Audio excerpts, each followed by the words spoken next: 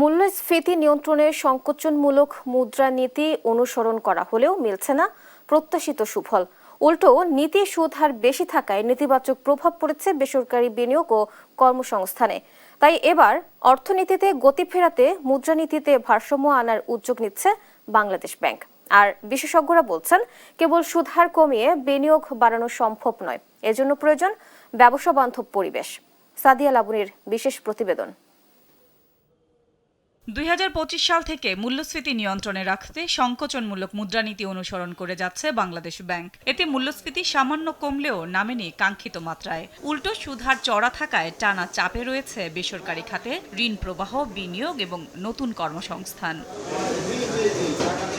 সম্প্রতি ত্রয়োদশ জাতীয় সংসদের অর্থ মন্ত্রণালয় সংক্রান্ত স্থায়ী কমিটির প্রথম বৈঠকে বাংলাদেশ ব্যাংক গভর্নর জানান, বিদ্যমান মূল্যস্ফীতির একটি বড় কারণ সরবরাহ ব্যবস্থার সংকট। তাই কেবল সুদহার বাড়িয়ে মূল্যস্ফীতি নিয়ন্ত্রণ কঠিন। তাই বিষয়টি দ্রুত পর্যালোচনার আভাস দেন তিনি, যার উদ্দেশ্য ঋণের খরচ কমিয়ে বেসরকারি খাতে অর্থপ্রবাহ বৃদ্ধি এবং বিনিয়োগ ও কর্মসংস্থানে গতি আনা। গেল জুলাইয়ে বিনিয়োগ ও কর্মসংস্থান উৎসাহিত করতে ব্যাংক ঋণের সুদহার 10% থেকে 9.5% করা হয়। এটি আরও কমানোর ইঙ্গিত দিলেন গভর্নর। তবে অর্থনীতিবিদরা বলছেন, বিনিয়োগ কেবল সুদের হারের উপর নির্ভর করে না।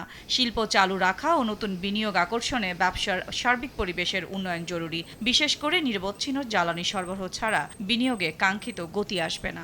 বাংলাদেশের তো একটা বড় চ্যালেঞ্জ হলো যে আমরা অনেক ধরনের প্রতিশ্রুতি দেই, কিন্তু সরকারি পর্যায়ে সেগুলো বাস্তবায়নের দিকে আমরা দেখেছি যে দীর্ঘসূত্রিতা আছে অথবা বাস্তবায়ন হয় না।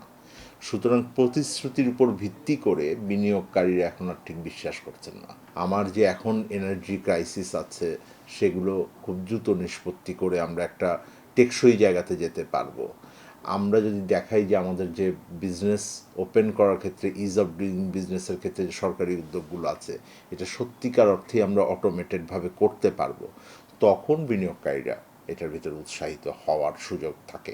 যে কোনো সুদের হার নির্ধারণের ইন্ডিপেন্ডেন্ট সেন্ট্রাল ব্যাংকের হাতে থাকতে হবে, কিন্তু এটা প্রয়োগ করার সময় কতগুলো ইকোনমিক প্রিন্সিপালস আছে যেগুলো খেয়াল করতে হবে। সেটা হলো যে আমার মুদ্রার অ্যাকচুয়াল যে মান, সেই মান অনুযায়ী এবং অ্যাকচুয়াল যে ক্রেডিট ডিম্যান্ড এবং অ্যাকচুয়াল যে ক্রেডিট রিপেমেন্ট ক্যাপাসিটি, কোন সুদের হার দিলে পরে, কাকে ক্রেডিট দিলে পরে, কী রেটে দিলে পরে এটা হবে।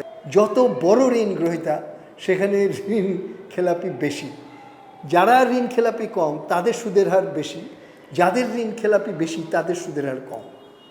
তো এটা তো খুবই একটা আনইকুয়াল এবং ব্যাড জিনিস হচ্ছে। এদিকে বৃহৎ প্রতিষ্ঠানের পাশাপাশি ক্ষুদ্র উৎপাদনশীল উদ্যোক্তাদেরও সহজ শর্তে ঋণ প্রাপ্তিতে অগ্রাধিকার দিচ্ছে কেন্দ্রীয় ব্যাংক। সব মিলিয়ে মূল্যস্ফীতি নিয়ন্ত্রণের পাশাপাশি ঋণ, বিনিয়োগ ও কর্মসংস্থানে গতি ফেরানোকেই প্রধান চ্যালেঞ্জ বলে মনে করছে নিয়ন্ত্রক সংস্থাটি। সাদিয়া লাবনী, দেশ টিভি, ঢাকা।